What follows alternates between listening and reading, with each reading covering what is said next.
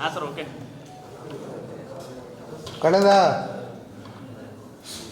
ಅದು ಅವತ್ತು 22ನೇ ತಾರೀಕೆ ಆಗಿದ್ದಲ್ಲ, 21 ರಾತ್ರಿ, 22ಕ್ಕೆ ಕರೆಕ್ಟ್. ನಾನು ಅವತ್ತು ಬಂದಲ್ಲ, 22 ರಾತ್ರಿ ಬಂದೆ. Okay sir. ಕಳೆದ ದೀಪಾವಳಿ ಹಬ್ಬದ ಸಂದರ್ಭದಲ್ಲಿ ನಮ್ಮ ಯಮಕನಮಡಿ ಪೊಲೀಸ್ ಠಾಣೆ ಯಮಕನಮಡಿ ಗ್ರಾಮದಲ್ಲಿ ಒಂದು ದೊಡ್ಡ ಕಳ್ಳತನ ಆಗಿತ್ತು.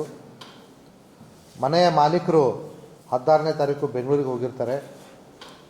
ಆದರೆ ಮನೆಯ ಕಡೆ ಲಕ್ಷ್ಯ ವಹಿಸಲಿಕ್ಕೆ ಅವರ ಒಬ್ಬ ಸಂಬಂಧಿಕರಿಗೆ ಹೇಳಿದ್ದಾರೆ. ಆ ಸಂಬಂಧಿಕ ಪ್ರತಿದಿನ ಬೆಳಗ್ಗೆ ಬಂದು ನೋಡ್ತಾ ಇರ್ತಾನೆ, ಎಲ್ಲ ಸರಿ ಇದೆ ಅನ್ನುವಂಥ ಒಂದು ವರದಿಯನ್ನು ಒಪ್ಪಿಸ್ತಿರ್ತಾನೆ. ಆದರೆ 22ನೇ ತಾರೀಕು ಬೆಳಗ್ಗೆ ಬಂದಾಗ ನಿಮ್ಮ ಮನೆ ಬಾಗಿಲು ಮುರಿದಿದೆ ಅನ್ನುವಂಥ ಮಾಹಿತಿಯನ್ನು ಅವರು ಯಜಮಾನರಿಗೆ ತಿಳಿಸಿದಾಗ 22 ಬೆಳಗ್ಗೆ ಅವರು ತಕ್ಷಣ ಪೊಲೀಸರಿಗೆ ಫೋನ್ ಮಾಡಿ, ಸರ್ ಮನೆ ಕಳ್ಳತನ ಆಗಿದೆ, ಒಳಗಡೆ ತುಂಬ ಬೆಲೆ ಬಾಳುವ ಆಭರಣಗಳಿದ್ವು. ಪ್ರಾರಂಭದಲ್ಲಿ ಫೋನಲ್ಲಿ ಹೇಳಬೇಕಾದ್ರೆ ಸುಮಾರು 700 ಗ್ರಾಮ್ 70 ತೊಲೆ ಅಂತ ಹೇಳಿರ್ತಾರೆ. ತದನಂತರ ಸಂಜೆ ಅಷ್ಟೊತ್ತಿಗೆ ಮನೆ ಯಜಮಾನತಿ ಬರ್ತಾರೆ. ಎಲ್ಲ ಪರಿಶೀಲನೆ ಮಾಡಲಾಗಿ ಟೋಟಲ್ ಅವ್ರು ಕಂಪ್ಲೇಂಟ್ ಕೊಡುವಂಥದ್ದು 128 ತೊಲೆ, ಅಂದರೆ 1280 ಗ್ರಾಮ್ ಬಂಗಾರದ ಆಭರಣಗಳು, ಜೊತೆಗೆ 8.5 kg ಬೆಳ್ಳಿ ಆಭರಣಗಳು ಮತ್ತು 1,25,000 ರೂಪಾಯಿ ದುಡ್ಡು ಅನ್ನುವಂಥದ್ದು. ಈ ಒಂದು ಪ್ರಕರಣವನ್ನು ನಮ್ಮ ಜಿಲ್ಲಾ ಪೊಲೀಸರು ಒಂದು ಚಾಲೆಂಜ್ ಆಗಿ ಪರಿಗಣಿಸಿ 3-4 ತಂಡಗಳನ್ನ ರಚಿಸಿ DSP ಗೋಕಾಕ್ ಅವರ ನೇತೃತ್ವದಲ್ಲಿ ಕೆಲಸವನ್ನು ನಿರ್ವಹಿಸಿಕೊಂಡು ಹೋಗ್ತಾ ಇದ್ದರು. ಈ ಮಧ್ಯದಲ್ಲಿ ಜಿಲ್ಲೆಯಲ್ಲಿ ತಮ್ಗೆ ಗೊತ್ತಿರೋ ಹಾಗೆ 7ನೇ ತಾರೀಕಿನಂದು ಸುಮಾರು 31 ಕಡೆ ರೈತ ಬಾಂಧವರು ಪ್ರತಿಭಟನೆ ನಡೆಸ್ತಾಯಿದ್ರು. ಆ ಕಾರಣದಿಂದ ಈ ಬೇರೆ ಬೇರೆ ತಂಡಗಳನ್ನ ನಾವು ಟೆಂಪ್ರರಿ ಸಸ್ಪೆಂಡ್ ಮಾಡಬೇಕಾಗಂಥ ಪರಿಸ್ಥಿತಿ ಬಂದಿತ್ತು. 28ನೇ ತಾರೀಕಲ್ಲ ಶುರು ಮಾಡಿದ್ದು ರೈತರು. ಸೊ 28ರಿಂದ 7ನೇ ತಾರೀಕುವರೆಗೂ ಈ ತಂಡಗಳನ್ನ ನಾವು ಟೆಂಪ್ರರಿ ಆಗಿ ಅವರವರ ಸ್ವಸ್ಥಾನಕ್ಕೆ ಕಳಿಸಿದ್ವಿ. ಇದ್ರ ಜೊತೆಗೆ 7ನೇ ತಾರೀಕು ಕೂಡ ಹತ್ತರಿಗಿಟ್ಟಲ್ಲಿ ಏನಾಯ್ತು ಅಂತ ತಮಗೆ ಈಗಾಗಲೇ ಹೇಳಿದ್ವಿ. ಇದರ ಮಧ್ಯೆಯೂ ಕೂಡ ಯಮಕನಮಡಿ ಪೊಲೀಸ್ ಠಾಣಾ ತಂಡದವರು ಇನ್ಸ್ಪೆಕ್ಟರ್ ಜಾವೇದ್ ಅವರ ನೇತೃತ್ವದಲ್ಲಿ ಕಳ್ಳನ್ನ ಬೆನ್ನತ್ತಿ ಅವನನ್ನು ಹಿಡಿಯುವಲ್ಲಿ ಯಶಸ್ವಿಯಾಗಿದ್ದಾರೆ. ಅವರ ಪುಣ್ಯನೋ ಅದರ ಜೊತೆಗೆ ಪೊಲೀಸರ ಕಾರ್ಯಕ್ಷಮತೆ, ಇದರಿಂದಾಗಿ ಆ ಮನೆಯಲ್ಲಿ ಏನು ಕಳ್ಳತನ ಆಗಿತ್ತು ಎಲ್ಲವೂ ಕೂಡ ರಿಕವರಿ ಆಗಿದೆ. ಇದರ ಜೊತೆಗೆ ಒಂದು ಥಾರ್ ವಾಹನ ಕೂಡ ನಾವು ಸೀಸ್ ಮಾಡ್ಕೊಂಡಿದ್ದೀವಿ. ಯಾಕಂದರೆ ಇವನು ಆ ಥಾರ್ ವಾಹನದಲ್ಲಿ ಇವಿಷ್ಟೆಲ್ಲ ಆಭರಣಗಳನ್ನು ಇಟ್ಕೊಂಡು ಕೊಲ್ಹಾಪುರ್ಗೆ ಹೋಗಿ ಅಲ್ಲಿ ಡಿಸ್ಪೋಸ್ ಮಾಡುವಂಥ ಒಂದು ಪ್ಲ್ಯಾನ್ ಮಾಡಿಕೊಂಡು ಅಲ್ಲಿಗೆ ಹೋಗ್ತಾ ಇದ್ದ. ತುಂಬ ಚೆನ್ನಾಗಿ ಪ್ಲ್ಯಾನ್ ಮಾಡಿ ನಮ್ಮ ಪೊಲೀಸರು ಚಾಕಚಕ್ಯತೆಯಿಂದ ಅವನನ್ನು ಹಿಡಿದಾಗ ಅವನ ಥಾರ್ ವಾಹನದಲ್ಲಿ ಇವೆಲ್ಲವೂ ಸಿಕ್ಕು. ಇದರ ಜೊತೆಗೆ ಈ ಮುಂಚೆ ಈ ಆರೋಪಿ 2024 ಏಪ್ರಿಲಲ್ಲಿ ಯಮಕನಮಡಿಯಲ್ಲಿ ಒಂದು ಕಳ್ಳತನ ಮಾಡಿದ್ದ. ಇದೇ ವರ್ಷ ಜನವರಿಯಲ್ಲಿ ಪಕ್ಕದಲ್ಲಿರುವಂಥ ಮನಗುತ್ತಿ ಗ್ರಾಮದಲ್ಲಿ ಒಂದು ಕಳ್ಳತನ ಮಾಡಿದ್ದ. ಈ ಎರಡೂ ಪ್ರಕರಣಗಳಲ್ಲಿ ಸುಮಾರು 70 ಗ್ರಾಮ್ ಬಂಗಾರ ಒಂದು ಕಡೆ, 25 ಗ್ರಾಮ್ ಬಂಗಾರ ಇನ್ನೊಂದು ಕಡೆ. ಇದನ್ನೆಲ್ಲವನ್ನು ಮಾರಿ ಅವನು ಸುಮಾರು 10 ಲಕ್ಷ ರೂಪಾಯಿ ತೆಗೆದುಕೊಂಡು ಆ 10 ಲಕ್ಷ ರೂಪಾಯಿಯಿಂದ ಒಂದು ಐಷಾರಾಮಿ ಬೈಕು ಕವಾಸಾಕಿ G900 ಅನ್ನೋಂಥದ್ದನ್ನು ತೆಗೆದುಕೊಂಡಿದ್ದಾನೆ. ಈ ಹಳೆಯ 2 ಪ್ರಕರಣಗಳ ಪತ್ತೆಗಾಗಿ ಕೂಡ ಇವರು ಶ್ರಮ ವಹಿಸ್ತಾಯಿದ್ರು. ಅದನ್ನು ಕೂಡ ಇವನೇ ಮಾಡಿ ಅದರಿಂದ ಬಂದಿರತಕ್ಕಂಥ ಹಣವನ್ನು ಈ ಬೈಕನ್ನು ತನ್ನ ಹೆಂಡತಿ ಹೆಸರಲ್ಲಿ ಖರೀದಿ ಮಾಡಿದ್ದ. ಸೊ ಅದನ್ನು ಕೂಡ ನಾವು ವಶಪಡಿಸ್ಕೊಂಡಿದ್ದೀವಿ. ಇದರ ಜೊತೆಗೆ ಯಮಕನಮಡಿ ಠಾಣಾ ಪ್ರಕರಣ ಏನು ಇದು ದೀಪಾವಳಿ ಹಬ್ಬದ ಸಂದರ್ಭದಲ್ಲಿ ಆಗಿತ್ತಲ್ಲ, ಆ ಪ್ರಕರಣಕ್ಕೆ ಒಂದು ಬೈಕನ್ನು ಬಳಸಿದ್ದ ಬಜಾಜ್ ಪಲ್ಸರ್ 220 cc ಅದನ್ನು ಕೂಡ ನಾವು ವಶಪಡಿಸ್ಕೊಂಡಿದ್ದೀವಿ. ಮತ್ತು ಅದೇ ದಿನ 21ನೇ ತಾರೀಕು ರಾತ್ರಿ ಇದು ಘಟನೆ ಆಗಿರ್ತಕ್ಕಂಥದ್ದು, 21 ಮತ್ತು 22ರ ಮಧ್ಯೆ ಆಗಿರ್ತಕ್ಕಂಥದ್ದು. ಆವತ್ತಿನ ದಿವಸ ಈ ವ್ಯಕ್ತಿ ಸಂಕೇಶ್ವರದಲ್ಲೂ ಕೂಡ ಒಂದು ಕಳ್ಳತನಕ್ಕೆ ಪ್ರಯತ್ನ ಮಾಡಿದ್ದ. ಅದೃಷ್ಟವಶಾತ್ ಅಲ್ಲಿ ಏನೂ ಹೋಗಿರಲಿಲ್ಲ. ಸೊ ಹಾಗಾಗಿ ಒಟ್ಟು 4 ಪ್ರಕರಣಗಳನ್ನ ನಮ್ಮ ಯಮಕನಮಡಿ ಪೊಲೀಸರು ಭೇದಿಸಿದಾಗಾಯಿತು. ಒಂದು ಸಂಕೇಶ್ವರ ಮತ್ತು 3 ಯಮಕನಮಡಿ, ಅದರಲ್ಲಿ 2 ಹಳೇದು. ಇದ್ರ ಜೊತೆಗೆ ಈ ಆರೋಪಿ ಭಾರಿ ಖತರ್ನಾಕ್ ಇದ್ದಾನೆ, ಭಾಳ ಐಷಾರಾಮಿ ಜೀವನ ನಡೆಸ್ತಾ ಇದ್ದ. ಈ ಕಡೆ ಥಾರ್ ಗಾಡಿ, ಆ ಕಡೆ ಬಜಾಜ್ 220 cc ಬೈಕು ಮತ್ತು ಕಾವಾಸಕಿ G900. ಇದೇ ವರ್ಷ ಯಾವ ಡೇಟಪ್ಪ 26 ಮಾರ್ಚ್ 2025ರಂದು ಕೊಲ್ಹಾಪುರದಲ್ಲಿ ಖರೀದಿ ಮಾಡಿರ್ತಕ್ಕಂಥದ್ದು. ಜೊತೆಗೆ ಈ ವ್ಯಕ್ತಿ ಮೇಲೆ ನಮ್ಮ ಜಿಲ್ಲೆ ಮತ್ತು ನಗರ ಪೊಲೀಸ್ ವ್ಯಾಪ್ತಿಯಲ್ಲಿ ಇಲ್ಲಿವರೆಗೂ ಹಳೆವು 21 ಕೇಸ್ಗಳು ದಾಖಲಾಗಿದೆ. ಅವನ ಉದ್ದೇಶ ಇಷ್ಟೇ, ಐಷಾರಾಮಿ ಜೀವನ. ಹೇಳ್ಕೊತಾನೆ ಧೂಮ್ ಮೂವಿ ಜಾನ್ ಅಬ್ರಾಮ್ನಿಂದ ನಾನು ಇನ್ಸ್ಪೈರ್ ಆಗಿದ್ದೀನಿ ಅಂತ ಹೇಳ್ಬಿಟ್ಟು ಫುಲ್ ಜಿಮ್ಗೆಲ್ಲ ಹೋಗ್ತಾ ಇದ್ದ. ಅವ್ರು ಯಾರಿಂದಾದರೂ ಇನ್ಸ್ಪೈರ್ ಆಗಲಿ, ಪೊಲೀಸರು ಮಾತ್ರ ಬಿಡಲ್ಲ ಅಂಥೇಳಿ ನಾವು ಇವತ್ತು ನಮ್ಮ ಯಮಕನಮಡಿ ಪೊಲೀಸರು ಅದನ್ನು ತೋರಿಸಿದ್ದಾರೆ. ನಮ್ಮ ಜಿಲ್ಲೆಯ ಸಂಕೇಶ್ವರ ಪೊಲೀಸ್ ಠಾಣೆ, ಸವದತ್ತಿ ಪೊಲೀಸ್ ಠಾಣೆ ಮತ್ತು ಗೋಕಾಕ್ ಟೌನಲ್ಲಿ ಇಲ್ಲಿವರೆಗೂ ಪ್ರಕರಣಗಳಾಗಿದ್ದು ಇವನ ಮೇಲೆ. ಅದರ ಜೊತೆಗೆ ಬೆಳಗಾವಿ ನಗರದ ಬೆಳಗಾವಿ ಗ್ರಾಮೀಣ ಪೊಲೀಸ್ ಠಾಣೆ, ಮಾಳಮಾರುತಿ ಪೊಲೀಸ್ ಠಾಣೆ, ಟಿಳಕವಾಡಿ ಪೊಲೀಸ್ ಠಾಣೆ, ಶಹಾಪುರ ಪೊಲೀಸ್ ಠಾಣೆ, ಉದ್ಯಂಬಾಗ್ ಪೊಲೀಸ್ ಠಾಣೆ, ಮಾರಿಹಾಳ ಪೊಲೀಸ್ ಠಾಣೆ ಮತ್ತು ಹಿರೇಬಾಗೇವಾಡಿ ಪೊಲೀಸ್ ಠಾಣೆ, ಸಿಟಿ ಎಲ್ಲ ಮುಗಿಸಿದ.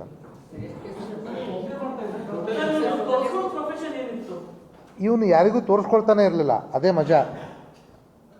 ಇವನು ಇಂಥವನು ಅಂಥೇಳಿ ಅವ್ರ ಪಕ್ಕದ ಮನೆಯವ್ರಿಗೂ ಗೊತ್ತಿಲ್ಲ.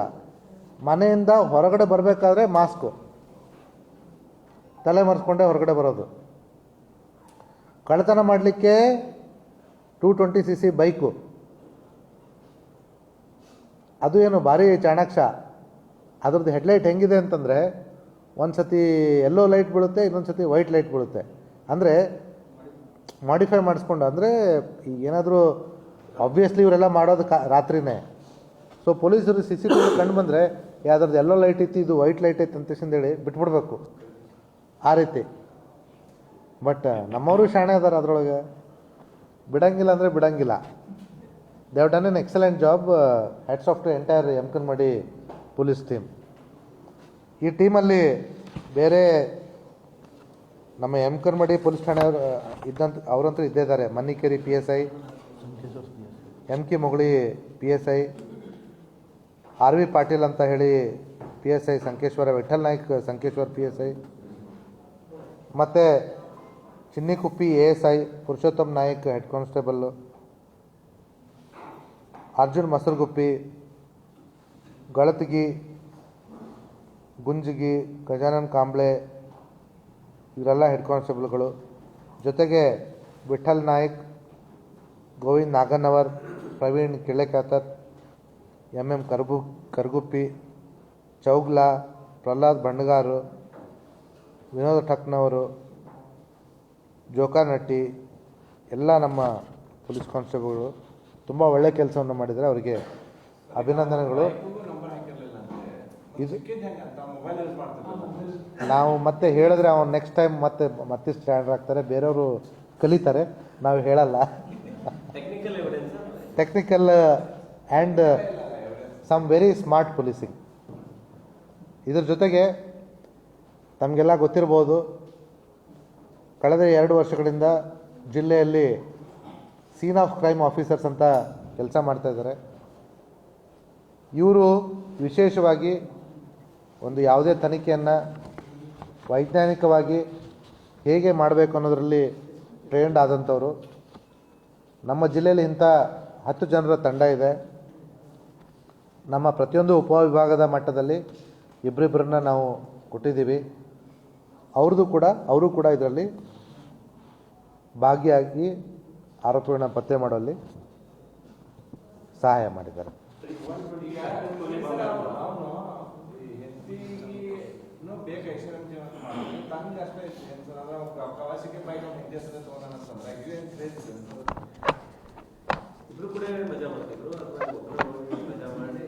ಮಜಾ ಜೊತೆಗೇನೆ ಮಾಡ್ತಾ ಇದ್ರು.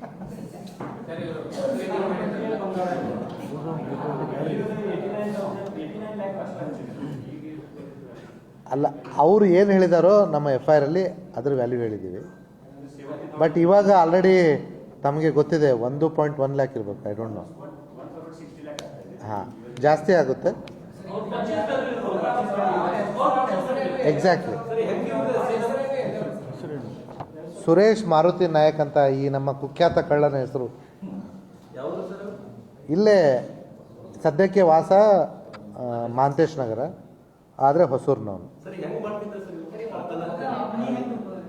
ಅವನು ಮುಂಚೆನೇ ಬಂದು ಮನೇನ ಅಬ್ಸರ್ವ್ ಮಾಡ್ತಾ ಇದ್ದ. ಒಂದು ಮನೆ ಸ್ವಲ್ಪ ಇದ್ದಿದ್ರಲ್ಲಿ ಒಳ್ಳೆಯವ್ರದ್ದು ಇರಬೇಕು. ಎರಡನೇದು ಮನೆಯಲ್ಲಿ ಯಾರೂ ಇರಬಾರ್ದು. ಅದನ್ನು ಅಬ್ಸರ್ವ್ ಮಾಡಿ ಅಂಥ ಮನೆಗಳನ್ನೇ ಇವನು ಟಾರ್ಗೆಟ್ ಮಾಡ್ತಾ ಇದ್ದ. ಬ್ರೇಕ್ ಓಪನ್ ಇಷ್ಟೆಲ್ಲ ದುಡ್ಡಿದ್ರೂ ಕೂಡ ಅವರು ತಮ್ಮ ಮನೆಯಲ್ಲಿ ಒಂದು ಸಿಂಗಲ್ CCTVಯನ್ನು ಕೂಡ ಹಾಕಿರಲಿಲ್ಲ, ಅಥವಾ ಅಲಾರ್ಮ್ ಸಿಸ್ಟಮ್ ಇರಲಿಲ್ಲ. ಸೊ ಅಂಥ ಮನೆಗಳನ್ನ ಅವ್ನು ಟಾರ್ಗೆಟ್ ಮಾಡಿ, ಸಾಮಾನ್ಯವಾಗಿ ಜನ ಇದೇ ರೀತಿಯಾಗಿ ನೆಗ್ಲಿಜೆನ್ಸಲ್ಲೇ ಇರ್ತಾರೆ.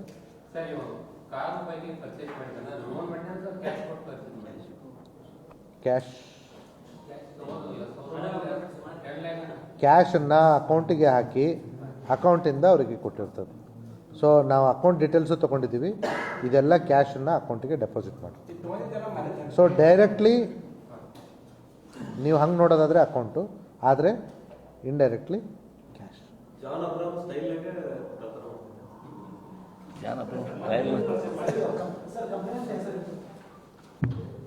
ಈ ಕಂಪ್ಲೇಂಟ್ ಹೆಸರು ಅಂದರೆ ಎಂತ? ವಿಶ್ವನಾಥ್ ದುಗ್ಗಾಣಿ ಅಂತ ಹೇಳಿ. ಅವರು ಜಮೀನ್ದಾರರು ಇದ್ದಾರೆ. ಸುಮಾರು ಎಕರೆ ಜಮೀನು, ಕಬ್ಬು ಚೆನ್ನಾಗಿ ಬೆಳೀತಾರೆ. ಆಮೇಲೆ ನಮ್ಮ ಹುಬ್ಬಳ್ಳಿಯಲ್ಲಿರ್ತಕ್ಕಂಥ ಫೇಮಸ್ ನ್ಯೂರೋ ಸರ್ಜನ್ ಇದ್ದಾರೆ, ಅವರು ಬ್ರದರ್ ಇವರು. ಸೊ ಕುಟುಂಬಸ್ಥರು.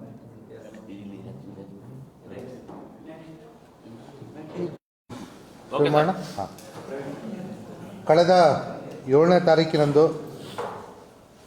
ಜಿಲ್ಲೆಯಲ್ಲಿ ಕಬ್ಬು ಬೆಳೆಗಾರರ ಹೋರಾಟ ಏನು ನಡೀತಾ ಇತ್ತು, ಅವತ್ತಿನ ದಿವಸ ನಮ್ಮ ಯಮಕನಮರಡಿ ಪೊಲೀಸ್ ಠಾಣಾ ವ್ಯಾಪ್ತಿಯ ಹತ್ತರ್ಗಿ ಟೋಲ್ ನಾಕ ಹತ್ರ ಕೆಲವೊಂದು ರೈತ ಸಂಘಟನೆಯವರು ಬಂದ್ಬಿಟ್ಟು ರಾಷ್ಟ್ರೀಯ ಹೆದ್ದಾರಿಯನ್ನು ಬಂದ್ ಮಾಡಿದರು. ಆ ಒಂದು ಸಂದರ್ಭದಲ್ಲಿ ಅಲ್ಲಿ ಸೇರಿರ್ತಕ್ಕಂಥ ಕೆಲವೊಂದು ರೈತರು, ಸರ್ ನಮ್ಮ ಜೊತೆ ಕೆಲವೊಂದಿಷ್ಟು ಜನ ಕಿಡಿಗೇಡಿಗಳು ಸೇರಿದ್ದಾರೆ, ಕುಡಿದ್ಬಿಟ್ಟು ಇಲ್ಲಿ ಉಳಿದವರಿಗೆ ದುಷ್ಪ್ರೇರಣೆ ನೀಡ್ತಾ ಇದ್ದಾರೆ, ಅವ್ರನ್ನ ಅಲ್ಲಿಂದ ತಾವು ತೆಗೀರಿ, ಇಲ್ಲಾಂದರೆ ಅನಾಹುತಕ್ಕೆ ದಾರಿ ಆಗುತ್ತೆ ಅಂತ ಹೇಳಿದ್ದನ್ನು ನಮ್ಮ ಸ್ಥಳೀಯ ಠಾಣಾಧಿಕಾರಿಯಾದ ಜಾವೇದ್ ಮುಷ್ರಫ್ ಅವರು ತಿಳ್ಕೊಂಡು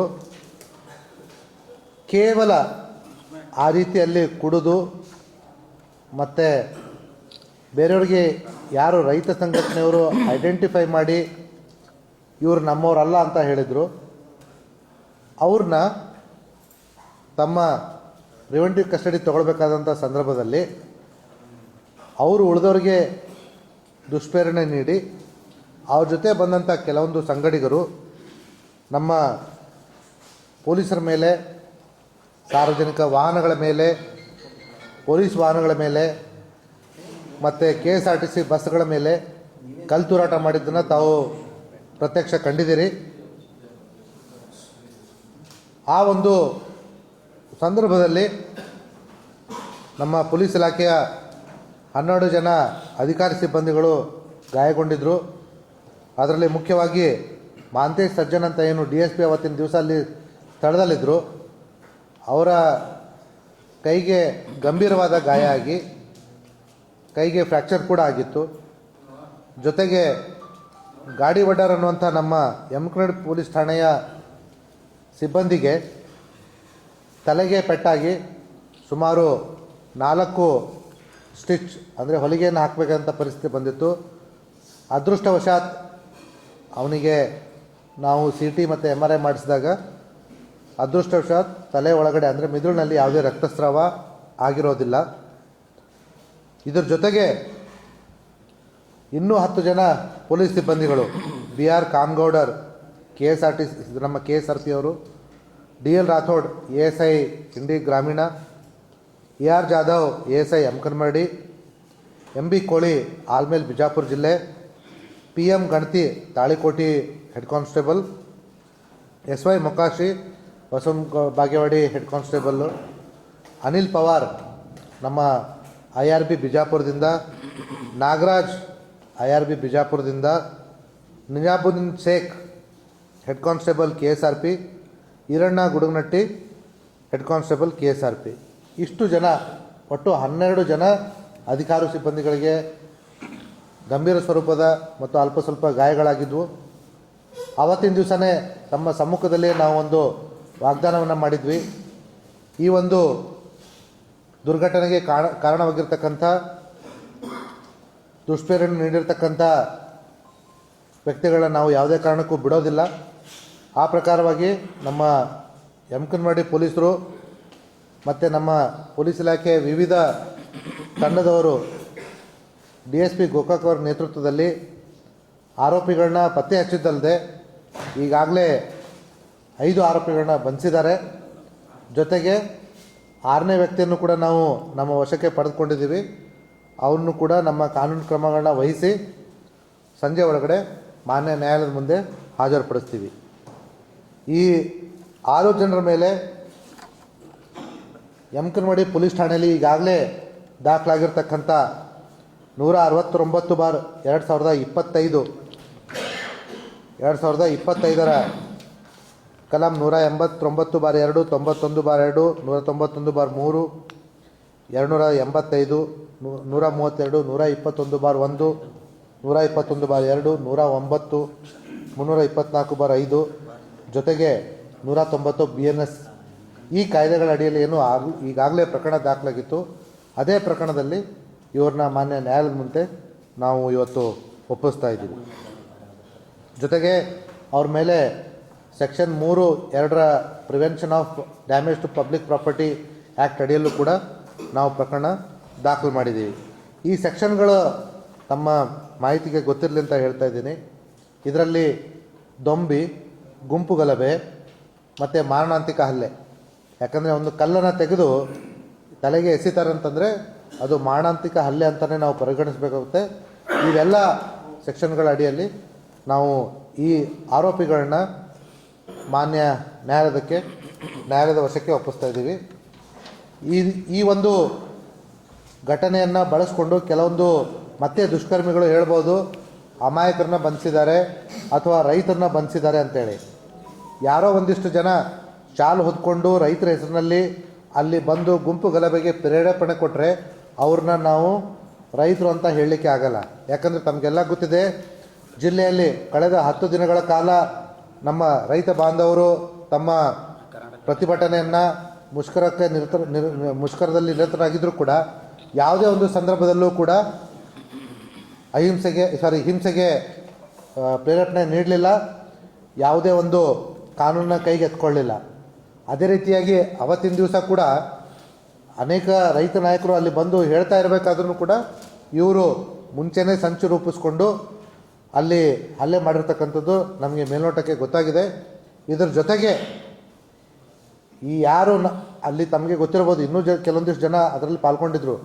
ಆದರೂ ಕೂಡ ನಾವು ಹಲವಾರು ವಿಡಿಯೋಗಳನ್ನ ಮಾಧ್ಯಮ ಮಿತ್ರರು ಕೊಟ್ಟಿರ್ತಕ್ಕಂಥ ವಿಡಿಯೋ ತುಣುಕುಗಳನ್ನ ಮತ್ತು ಅಲ್ಲಿ ಆ ಸಂದರ್ಭದಲ್ಲಿ ಇರ್ತಕ್ಕಂಥ ನಮ್ಮ CCTV ವಿಡಿಯೋಗಳನ್ನ ಪರಿಶೀಲಿಸಿ ಮತ್ತೊಮ್ಮೆ ಖಚಿತಪಡಿಸ್ಕೊಂಡು ಈ ಆರೋಪಿಗಳನ್ನ ನಾವು ಬಂಧಿಸಿದ್ದೀವಿ. ಈ ಆರೋಪಿಗಳ ಕೈಯಲ್ಲಿ, ಈ ಎಲ್ಲ 6 ಆರೋಪಿಗಳ ಕೈಯಲ್ಲಿ ಒಂದು ಮಾರಕಾಸ್ತ್ರ ಅಥವಾ ಕಲ್ಲು ಎಸಿತಾ ಇರುವಂಥದ್ದನ್ನು ಖಚಿತಪಡಿಸ್ಕೊಂಡು ಇವತ್ತು ತಮ್ಮಗಳ ಮುಖಾಂತರ ಆ ಫೋಟೋಗಳನ್ನು ಕೂಡ ನಾವು ರಿಲೀಸ್ ಮಾಡ್ತಾಯಿದ್ದೀವಿ. ಯಾಕಂದರೆ 6 ಜನರನ್ನ ಪೊಲೀಸರು ಬಂಧಿಸಿದ್ದಾರೆ, ಅವರು ಅಮಾಯಕರು, ಅವರು ರೈತರು ಅನ್ನುವಂಥ ಭಾವನೆ ನಮ್ಮ ಸಾರ್ವಜನಿಕರಲ್ಲಿ ಬರದೇ ಇರಲಿ ಅನ್ನೋಂಥದ್ದನ್ನು ನಾವು ಗಣನೆಗೆ ತೆಗೆದುಕೊಂಡು ಈ ಒಂದು ಸಾಕ್ಷ್ಯಾಧಾರಗಳನ್ನು ಕೂಡ ನಾವು ತಮ್ಮ ಗಮನಕ್ಕೆ ತರ್ತಾ ಇದ್ದೀವಿ, ಸಾರ್ವಜನಿಕರಿಗೆ ತಮ್ಮ ಮೂಲಕ ತಲುಪಿಸ್ತಾ ಇದ್ದೀವಿ. ಇನ್ನೂ ಜನ ನಾವು ಐಡೆಂಟಿಫೈ ಮಾಡ್ತೀವಿ, ಬಿಡಲ್ಲ ನಾವು ಈಗಾಗಲೇ ಹೇಳಿದಾಗೆ. ಆದರೆ ನಾವು ಗಡಿಬಿಡಿಯಲ್ಲಿ ಯಾವುದೇ ಅಮಾಯಕರನ್ನ ಬಂಧಿಸಬಾರ್ದು ಅನ್ನುವಂಥ ಒಂದು ನಿಟ್ಟಿನಲ್ಲಿ ನಾವು ಕೆಲವೊಂದು ಮುನ್ನೆಚ್ಚರಿಕಾ ಕ್ರಮಗಳನ್ನ ತೆಗೆದುಕೊಂಡು ನಮ್ಮ ಕೆಲಸವನ್ನು ಮಾಡ್ತಾಯಿದ್ದೀವಿ. ಇದ್ರ ಜೊತೆಗೆ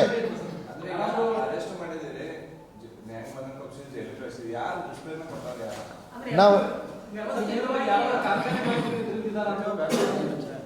ಈಗ ಈ ವಿಚಾರದಲ್ಲಿ ನಮ್ಮ ತನಿಖೆ ಇನ್ನೂ ಮುಗ್ದಿಲ್ಲ.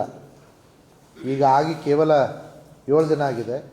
7 ದಿನದಲ್ಲಿ ಆಲ್ರೆಡಿ ನಾವು ಮುಖ್ಯವಾಗಿ ಮುಂದೆ ನುಗ್ಗಿ ಯಾರು ಎಸಿತಾ ಇದ್ರು ಅವ್ರನ್ನ ನಾವು ನಮ್ಮ ವಶಕ್ಕೆ ಪಡೆದುಕೊಂಡಿದ್ದೀವಿ. ರಿಗಾರ್ಡಿಂಗ್ ದುಷ್ಪ್ರೇರಣೆ ವಿಚಾರವಾಗಿ ಒಳಸಂಚಿನಲ್ಲಿ ಭಾಗಿಯಾಗೋದ್ರ ಬಗ್ಗೆ ಅದು ಇಟ್ ವಿಲ್ ಟೇಕ್ ಟೈಮ್, ಅದಕ್ಕೆ ಸಾಕಷ್ಟು ಸಮಯ ಬೇಕು. ಮತ್ತು ವ್ಯವಸ್ಥಿತವಾಗಿ ತನಿಖೆ ಒಂದು ವೈಜ್ಞಾನಿಕವಾಗಿ ನಮ್ಮ ಪೊಲೀಸರು ಮಾಡ್ತಾ ಇದ್ದಾರೆ. ಮುಂದಿನ ದಿನಗಳಲ್ಲಿ ಯಾರಿದ್ದರು, ಯಾರು ಪ್ರೇರಣೆ ನೀಡಿದ್ರು ಅನ್ನೋಂಥದ್ದನ್ನು ಕೂಡ ನಿಮ್ಮ ಗಮನಕ್ಕೆ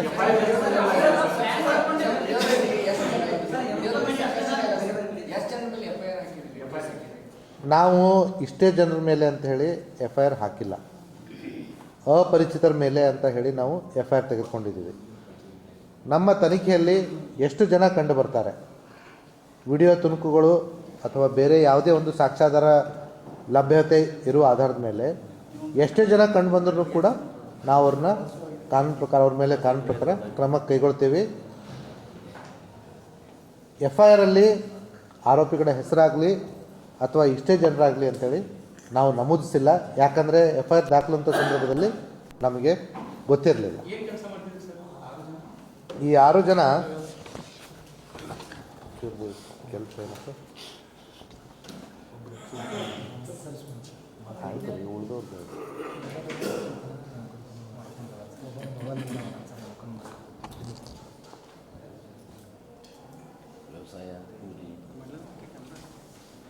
ಇದರಲ್ಲಿ ಯಾರು ಎಮ್ಕನ್ ಮಾಡಿ ನಾನು ಹೇಳ್ತೀನಿ, ಎಲ್ಲರೂ ಹೆಸರು ಹೇಳ್ತೀನಿ. ಅಲ್ರಿ ಎಮ್ಕನ್ ಮಾಡಿಯವನು ಯಾವನು ಇದರಲ್ಲಿ?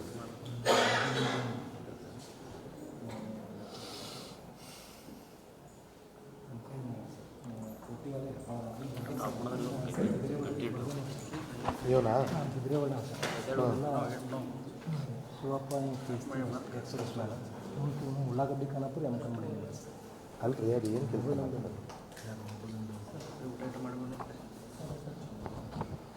ಈ 6 ಜನ ಆರೋಪಿಗಳು ನಮಗೆ ಇಲ್ಲಿವರೆಗೂ ಬಂಧಿತರಾದವರು ಚನ್ನಗೌಡ ಬಸವರಾಜ್ ಸಸಾಲಟ್ಟಿ, ಹೆಬ್ಬಾಳ ಹುಕ್ಕೇರಿಯವನು, ಹುಕ್ಕೇರಿ ತಾಲೂಕಿನವನು. ಎಲ್ಲರೂ ಮೂಲತಃ ಹುಕ್ಕೇರಿ ತಾಲೂಕಿನವ್ರೆ, ತಮಗೆಲ್ಲ ಗೊತ್ತಿರೋ ಹಾಗೆ ಅಲ್ಲಿ ಆ ಪ್ರದೇಶ ಹುಕ್ಕೇರಿ ತಾಲೂಕಿಗೆ ಬರುತ್ತೆ. ಪ್ರಶಾಂತ್ ಮುಗುಳಿ, ಹೆಬ್ಬಾಳ ಹುಕ್ಕೇರಿ ತಾಲೂಕಿನವನು. ವಿನಾಯಕ್ ಕೋಟಿವಾಲೆ, ಹೆಬ್ಬಾಳ ಹುಕ್ಕೇರಿ ತಾಲೂಕಿನವನು. ಮಲ್ಲಪ್ಪ ಘಟಗಿ, ಉಳ್ಳಾಗಡ್ಡಿ ಖಾನಾಪುರ ಹುಕ್ಕೇರಿ ತಾಲೂಕಿನವನು. ಶಿವಾನಂದ್ ಸಾತಪ್ಪ ವಾಣಿ, ಮಲ್ಲಪ್ಪ ಘಟಗಿ. ನಾನು ತಮಗೆ ಇದು ಪ್ರೆಸ್ ನೋಟ್ ಕಾಪಿನೂ ಕೊಡ್ತೀನಿ. ಅದೇ ಕೂಲಿ ಕಾರ್ಮಿಕರು ಇದ್ದಾರೆ, ಮೊಬೈಲ್ ಅಂಗಡಿ ಇಟ್ಕೊಂಡವರು ಇದ್ದಾರೆ. ಇದರಲ್ಲಿ ಶಿವಾನಂದ್ ಸಾತಪ್ಪ ವಾಣಿ ಅನ್ನೋಂಥನು ಅಲ್ಲಿ ಸರ್ವಿಸ್ ಮ್ಯಾನ್ ಇದ್ದು ಅವ್ರ ಜೊತೆ ಸೇರಿಕೊಂಡು ಮಾಡಿರ್ತಕ್ಕಂಥದ್ದು ಇದೆ. ಮಾಜಿ ಸೈನಿಕರು ಸೋಗ್ನಲ್ಲಿ ಬಂದು ಅಲ್ಲಿ ಗಲಾಟೆ ಮಾಡಿರೋಂಥದ್ದಿದೆ. ಸೋಮನಾಥ್ ಹಿರೇಮಠ್, ಬಿದ್ರೇವಾಡಿ ಹುಕ್ಕೇರಿ. ಇವನ್ ಕರಂತೂ ಇಂಥ ದೊಡ್ಡ ಕಲ್ಲು ಕಾಣಿಸುತ್ತೆ ವಿಡಿಯೋದಲ್ಲಿ. ಸೊ ಇವರೆಲ್ಲರೂ ಕೂಡ ಸಾಕ್ಷ್ಯಾಧಾರ ಸಮೇತ ನಮಗೆ ಕೊಡಪ್ಪ ಫೋಟೋಸ್ ಇಲ್ಲಿದ್ದಾವೆ.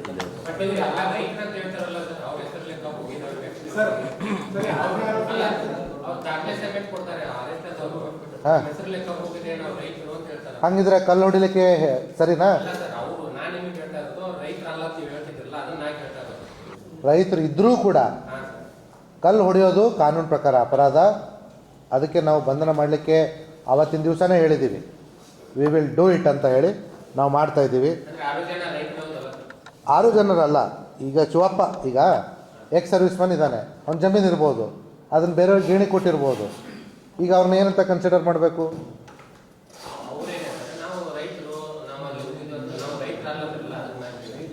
ರೈತರು ಇದ್ದಾರೆ, ಕೂಲಿ ಕಾರ್ಮಿಕರು ಇದ್ದಾರೆ, ಎಕ್ಸ್ ಸರ್ವಿಸ್ ಮ್ಯಾನು ಇದ್ದಾನೆ, ಮೊಬೈಲ್ ಅಂಗಡಿ ಇಟ್ಕೊಂಡು ಇದ್ದಾರೆ. ಈಗ ನಾನು IPS ಆಫೀಸರು, ಊರಲ್ಲಿ ನಂದು ಅರ್ಧ ಎಕರೆ ಜಮೀನಿದೆ, ಅಲ್ಲಿ ಕಬ್ಬು ಬೆಳಿತೀನೋ ಬೇರೆ ಬೆಳಿತೀನೋ ಬೇರೆ ಮಾತು. ನಾನು ಬರೀ ರೈತ ಅಂತ ಕ್ಲೇಮ್ ಮಾಡ್ಕೊಳ್ಳಿಕ್ಕಾಗುತ್ತಾ? ಸೊ ಬೇರೆ ಬೇರೆ ಬಿಸ್ನೆಸ್ ಇದ್ದು ಅವರು ಏನು ಬೇಕಾದರೂ ಹೇಳ್ಬೋದು, ಆದರೆ ಇವರು ಅಮಾಯಕರಲ್ಲ ಅನ್ನೋದು ನನ್ನ point. That is more important.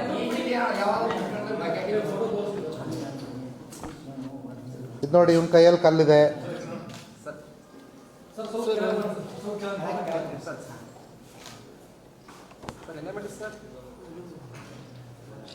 ಕೈಯಲ್ಲಿ ಕೋಲಿದೆ, ತಾವು ನೋಡ್ಬೋದು. ಅವನು ಹಿಡಿತೀವಿ, ಇನ್ನೂ ಸಿಕ್ಕಿಲ್ಲ.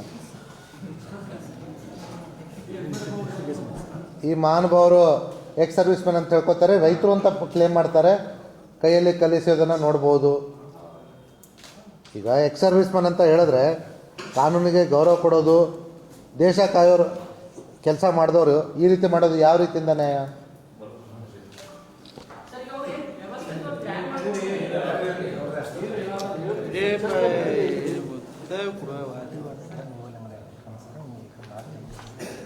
ಇವನು ಎಸೆದ ಮೇಲೆ ನಿಂತಿರ್ತಕ್ಕಂಥ ಪೋಸು, ಆ ಸ್ಕ್ರೀನ್ಶಾಟಲ್ಲಿ ಆ ಪರ್ಟಿಕ್ಯುಲರ್ ಫ್ರೇಮ್ ಬರ್ತಾ ಇಲ್ಲ. ವಿಡಿಯೋನು ಕೂಡ ನಾವು ರಿಲೀಸ್ ಮಾಡ್ತೀವಿ. ಇವನು ಪ್ರಶಾಂತ್ ಮುಗುಳಿ, ಇವನು ಕೋಟಿವಾಲೆ ಅಲ್ವಾ, ಇದು ಮೊಬೈಲ್ ಅಂಗಡಿ ಇರೋದು. ಹ್ಞೂ, ಮಲ್ಲಪ್ಪ ಗಟ್ಟಿಗೆ ಉಳ್ಳಾಗಡ್ಡಿ ಖಾನಾಪುರದವನು. ಎಸ್ದಿರ್ತಕ್ಕಂಥ ಪೋಸು ಒಕ್ಕಲ್ತನ. ಹೌದು, ಅದು ನಿನ್ನೆ ಅಥಣಿ ಪೊಲೀಸ್ ಠಾಣೆ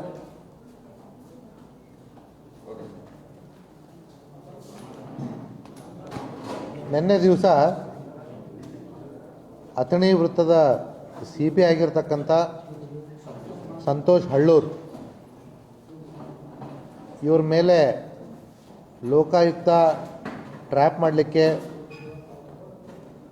ಒಂದು FIR ದಾಖಲಿಸಿ ಕಂಪ್ಲೇಂಟ್ನ ಆಧಾರದ ಮೇಲೆ ಟ್ರ್ಯಾಪ್ ಮಾಡಲಿಕ್ಕೆ ಕಳಿಸಿದ್ರು.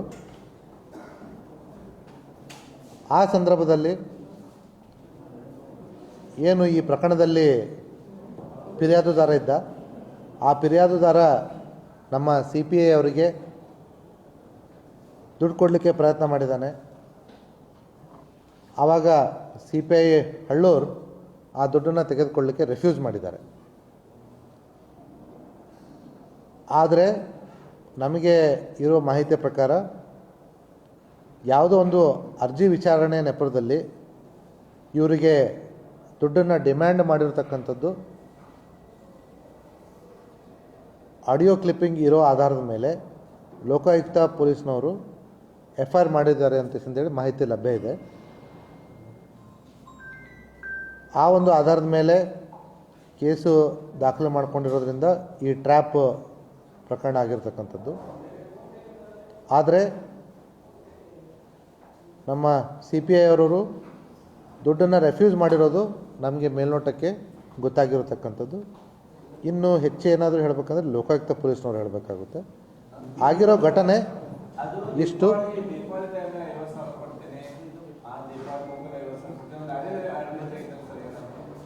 ಅದನ್ನು ಲೋಕಾಯುಕ್ತ ಪೊಲೀಸ್ ಹೇಳಬೇಕಾಗುತ್ತೆ. ನಾವು ಅದೇ ನನಗೆ ಎಷ್ಟು ಗೊತ್ತಿದೆಯೋ ಅಷ್ಟು ನಾನು ಹೇಳಿದ್ದೀನಿ. ನಮಗೆ ಅವರಿಂದ ರಿಪೋರ್ಟ್ ಬರಬೇಕು ಲೋಕಾಯುಕ್ತ ಪೊಲೀಸಿಂದ. ನಮ್ಮ ಶಿಸ್ತು ಕ್ರಮಗಳೇನಿದ್ದಾವೆ, KSPDP rules are very clear. FIR ಆಗಿ ಅರೆಸ್ಟ್ ಆದರೆ ಇಮಿಡಿಯೇಟ್ಲಿ ಅದು 48 ಗಂಟೆಗಳ ಕಾಲ ಅವರು ನ್ಯಾಯಾಂಗ ಬಂಧನದಲ್ಲಿದ್ದರೆ ಅವ್ರ ಮೇಲೆ ನಾವು ಇದು ಅವ್ರನ್ನ ಇಮಿಡಿಯೇಟ್ಲಿ ಸಸ್ಪೆಂಡ್ ಮಾಡಬೇಕು ಅಂತ ರೂಲ್ಸ್ ಇರ್ತಕ್ಕಂಥದ್ದು. ಇಲ್ಲಿ ಅದು ಆಗದೇ ಇರೋದ್ರಿಂದ ಅರೆಸ್ಟ್ ಆಗದೇ ಇರೋದ್ರಿಂದ ನಾವು ಏನು ಲೋಕಾಯುಕ್ತದವ್ರು ನಮಗೆ ರಿಪೋರ್ಟ್ ಕೊಡ್ತಾರೋ ಅದ್ರ ಮೇಲೆ ಮತ್ತು ಅವರು CPI ಇರೋದ್ರಿಂದ ಅವ್ರ ಮೇಲೆ ಶಿಸ್ತು ಕ್ರಮಕ್ಕೆ ಅವ್ರ ಮೇಲೆ ಶಿಸ್ತು ಕ್ರಮ ನಮ್ಮ ವ್ಯಾಪ್ತಿಗೆ ಬರೋದಿಲ್ಲ. ಅದನ್ನು ಲೋಕಾಯುಕ್ತದವ್ರು ಹೇಳಬೇಕು, ನಾವು ಹೇಳಿದ್ರೆ ತಪ್ಪಾಗುತ್ತೆ. ಯಾಕಂದರೆ ನಾವು ತನಿಖೆ ಮಾಡ್ತಾ ಇರ್ತಕ್ಕಂಥ ಕೇಸಲ್ಲ. ಸೊ ಅದೇ ಅದನ್ನು ಅವರು ಲೋಕಾಯುಕ್ತದವ್ರು ಹೇಳ್ತಾರೆ. ಸೊ ಹಾಗಾಗಿ ಇವರು ಲೋಕಾಯುಕ್ತರು ಕೊಟ್ಟಿರ್ತಕ್ಕಂಥ ರಿಪೋರ್ಟನ್ನು ನಾನು ಮೇಲಧಿಕಾರಿಯಾಗಿ ಶಿಸ್ತು ಕ್ರಮಕ್ಕೆ ಅಧಿಕಾರ ಇರತಕ್ಕಂಥ ಮೇಲಧಿಕಾರಿಗಳಿಗೆ ನಾನು ಕಳಿಸ್ತೀನಿ. 4ನೇ ತಾರೀಕು ಇದೇ ತಿಂಗಳು ಇದೆಲ್ಲ ಗದ್ದಲದ ಮಧ್ಯೆ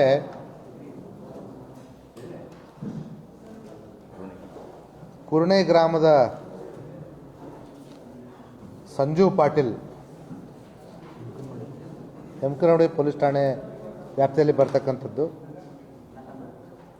ಇವನು ಕಬ್ಬು ಕಡಿಬೇಕಾದ್ರೆ ಅವನ ಮೈ ಮೇಲೆ